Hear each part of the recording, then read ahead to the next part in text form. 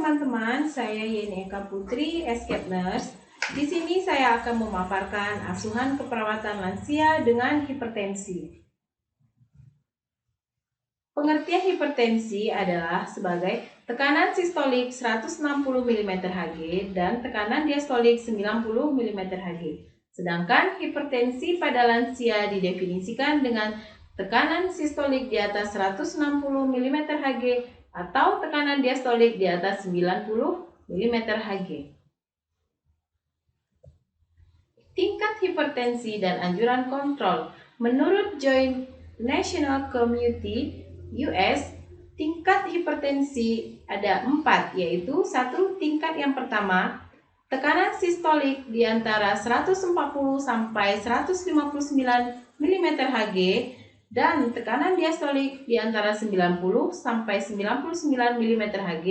Jadwal kontrol tidak ditentukan.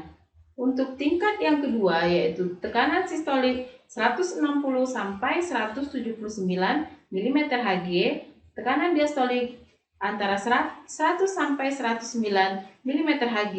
Untuk jadwal kontrol ini 1 bulan sekali kontrol dan 1 minggu sekali dirawat di rumah sakit.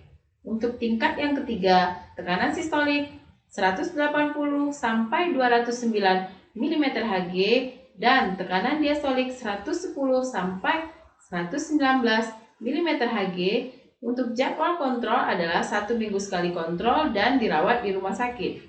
Untuk tingkat yang keempat, tekanan sistolik 210 mm Hg atau lebih dan tekanan diastolik 120 mm Hg atau lebih. Untuk jadwal kontrol adalah dianjurkan dirawat di rumah sakit.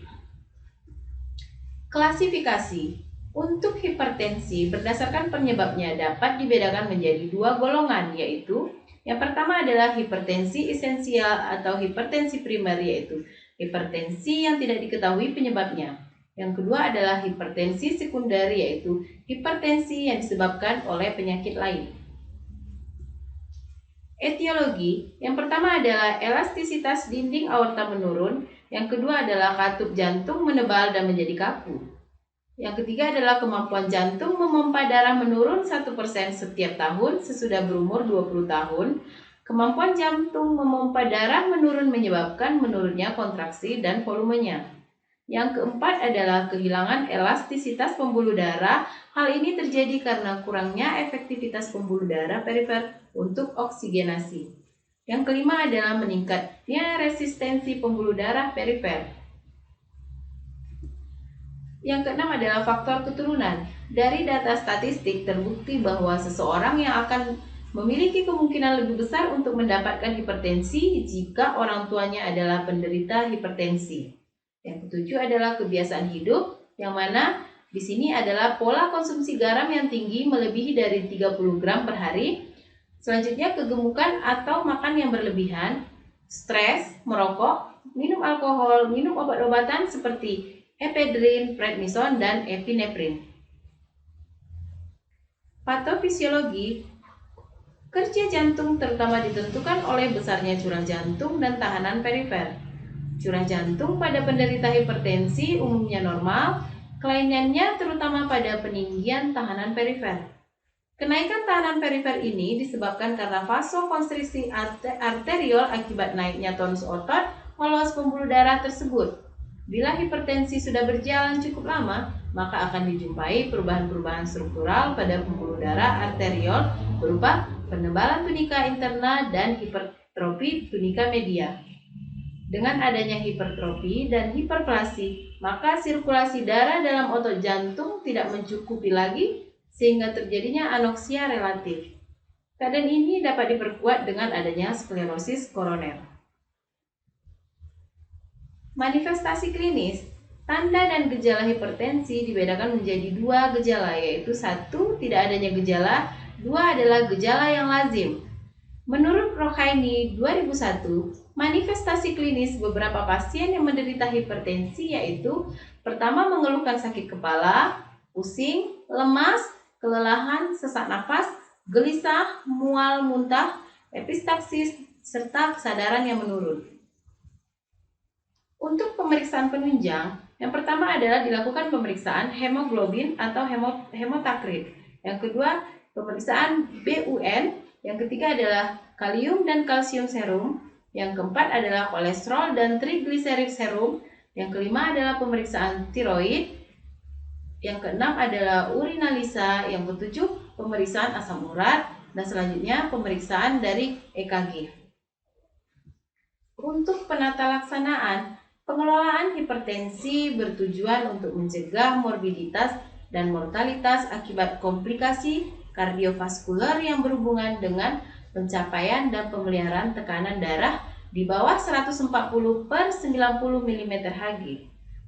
Prinsip pengelolaan penyakit hipertensi meliputi 1. Terapi tanpa obat, yang kedua terapi dengan obat.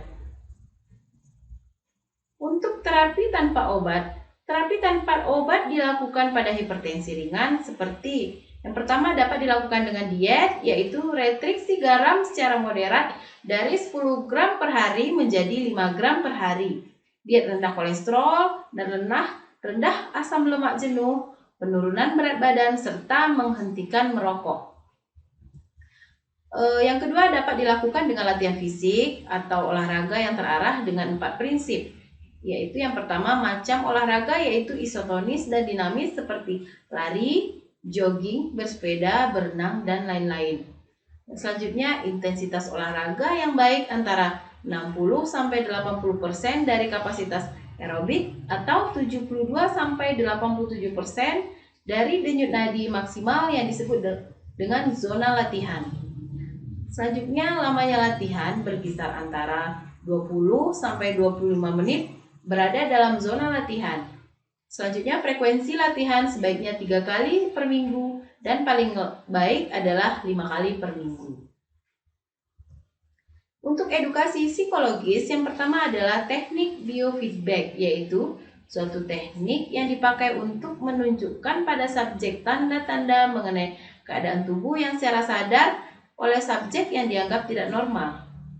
Selanjutnya adalah teknik relaksasi, yaitu suatu prosedur atau teknik yang bertujuan untuk mengurangi ketegangan ataupun kecemasan dengan cara melatih penderita untuk dapat belajar membuat otot-otot tubuh menjadi rileks. Selanjutnya yaitu dengan melakukan pendidikan kesehatan dan penyuluhan.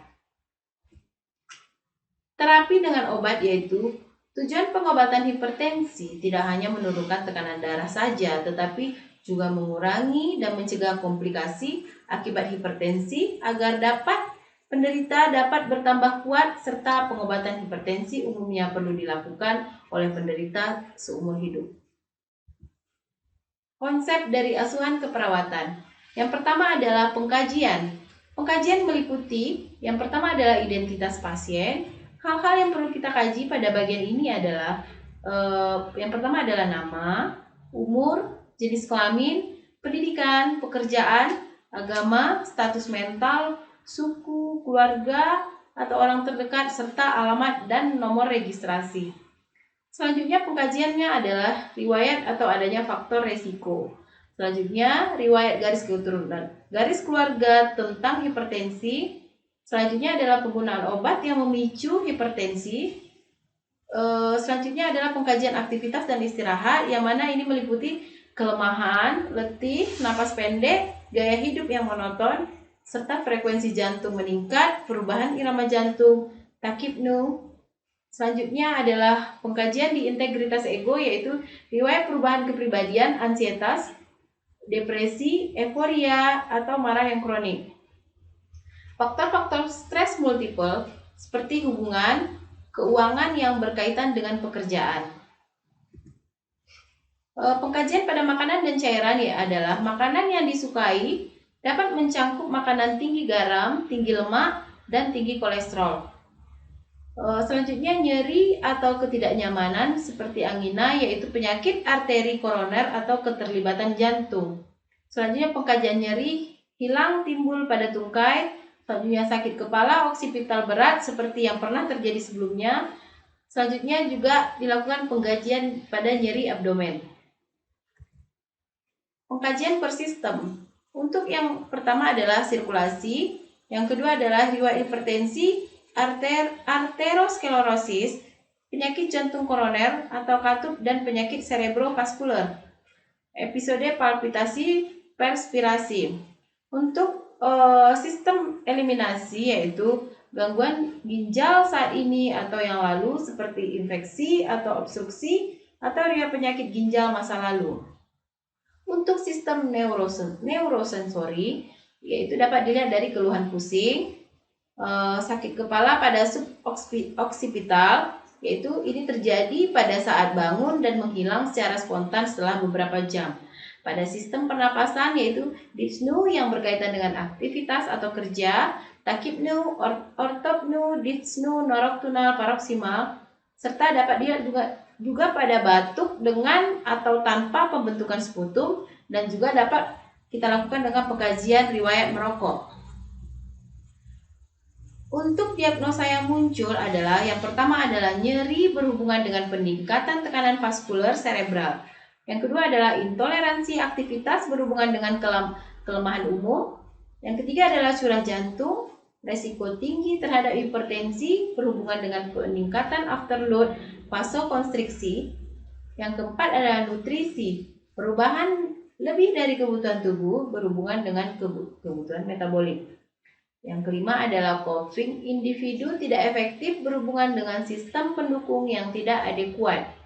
Yang keenam adalah kurang pengetahuan berhubungan dengan kurangnya informasi atau keterbatasan kognitif. Rencana asuhan keperawatan. Untuk diagnosa pertama, nyeri berhubungan dengan peningkatan tekanan vaskular cerebral. Tujuan dari kriteria hasil yang ingin dicapai adalah setelah dilakukan tindakan keperawatan 2 kali 24 jam diharapkan nyeri dapat berkurang. Intervensi yang dilakukan adalah yang pertama adalah pertahankan tirah baring selama fase akut. Ini dimaksud adalah untuk meminimalkan stimulus atau meningkatkan relaksasi. Yang kedua adalah berikan tindakan non-farmakologi untuk menghilangkan rasa sakit kepala, misalnya dengan memberi kompres dingin pada dahi, pijat punggung dan leher, serta dapat juga dengan meredupkan lampu kamar saat tidur. Untuk yang ketiga adalah hilangkan atau meminimalkan aktivitas fase konstriksi yang dapat meningkatkan sakit kepala, misalnya mengedan saat BAB atau batuk panjang sambil membungkuk. Ini merupakan aktivitas yang meningkatkan vasokonstriksi. Untuk diagnosa kedua, intoleransi aktivitas berhubungan dengan kelemahan umum. Tujuan kriteria hasil yang ingin dicapai adalah setelah dilakukan tindakan keperawatan selama 2 kali 24 jam, diharapkan klien dapat melakukan aktivitas sesuai toleransi. Untuk intervensi yang dilakukan adalah yang pertama adalah mengkaji respon pasien terhadap aktivitas. Perhatikan frekuensi nadi lebih dari 20 kali per menit di atas frekuensi istirahat. Ini peningkatan tekanan darah yang nyata selama atau sesudah aktivitas. Ini merupakan parameter untuk membantu dalam mengkaji respon fisiologi terhadap stres, aktivitas bila ada merupakan indikator dari kelebihan kerja yang berkaitan dengan tingkat aktivitas. Yang kedua adalah instruksikan pasien tentang teknik penghematan energi, misalnya dengan menggunakan kursi saat duduk atau menyikat gigi, melakukan aktivitas dengan perlahan.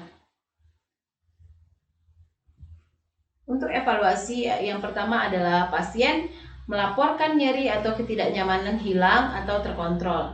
Yang kedua adalah pasien berpartisipasi dalam aktivitas yang diinginkan dan diperlukan. Yang ketiga adalah pasien berpartisipasi dalam aktivitas yang menurunkan tekanan darah atau beban kerja jantung. Sekian presentasi dari saya. Semoga tayangan ini bermanfaat untuk kita semua. Salam sehat.